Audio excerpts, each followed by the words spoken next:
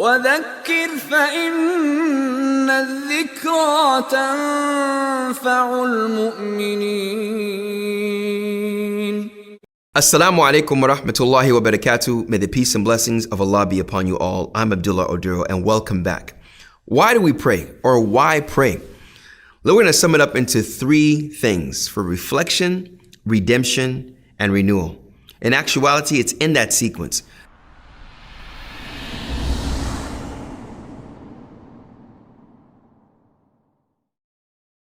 Reflection, you reflect over what has happened and reflect over things that may happen.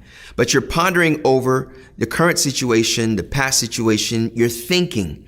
Redemption is an action that emerges from that reflection. Once you think about something, you're going to act on it.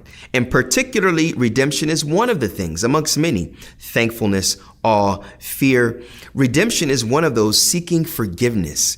You felt bad about doing something, so you seek forgiveness because you thought about it. And renewal is the conclusion of that. Once you sought forgiveness for something, you renewed yourself and you've had some type of spiritual rejuvenation. You sought forgiveness and you asked for God to forgive you, to where the next time you're encountered with that particular thing, you won't fall into it by the permission of Allah. This is actually mentioned throughout the Qur'an in numerous verses, but what I want to talk about in particular is that which happened with Prophet Moses, peace and blessings be upon him, in the 20th chapter, verse number 11 through 14. Allah talks about when Moses was on his way back to Egypt, and he was with his family in the cold, blazing blizzard, and he saw a fire from a distance. He told his family, "Stay here. I will go to this fire and perhaps use it with my staff and take a portion of that fire as a guide for us on our way back to Egypt." But Allah says, when he came to that blazing fire, he was called out, "O Moses, indeed, I am your Lord. Take your sandals off, for you are in the valley of what is called Tuwa, which is Mount Sinai. And I have chosen you. So listen to what is about to be revealed. Verily, I am Allah. There is no God except me. Worship me by establishing the prayer for my remembrance."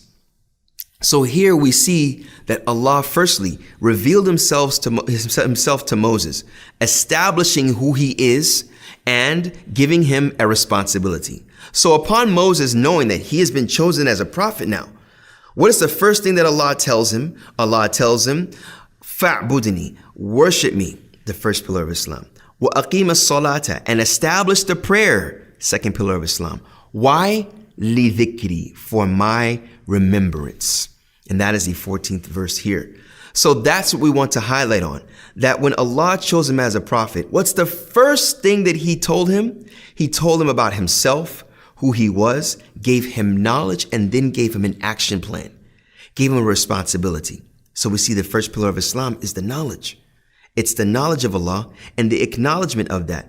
And then the action plan, which is initially establishment of the prayer, to establish the prayer, to pray. So what's the reason for that?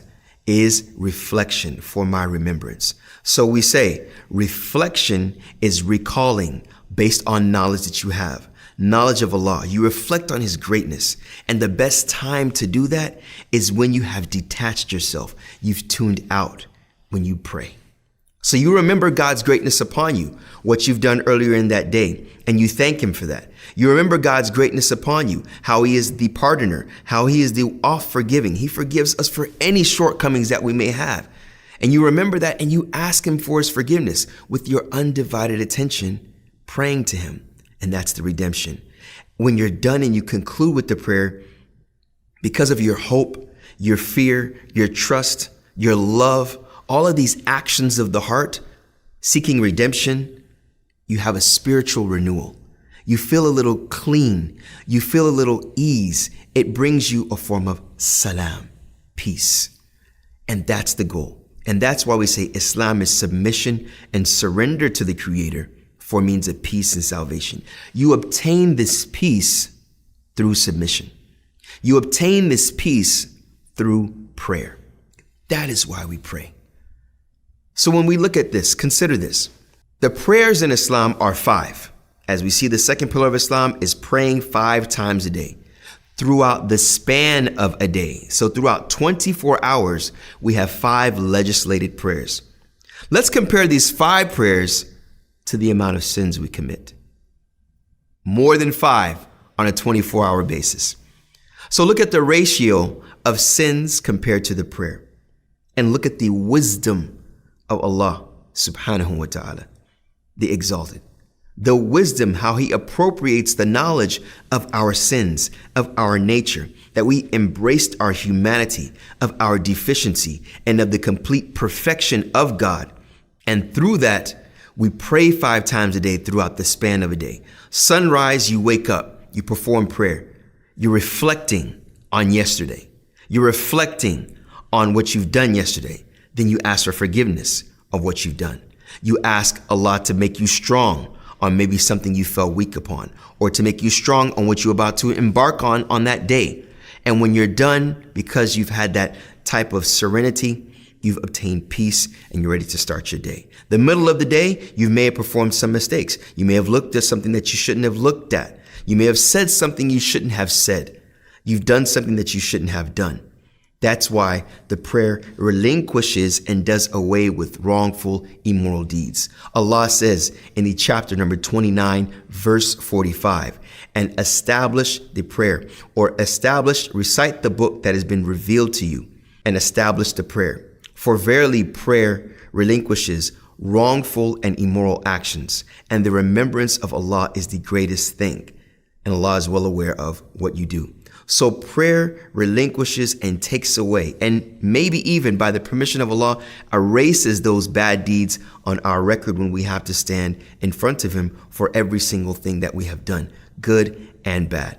So again, we pray for means of reflection, redemption, for spiritual renewal.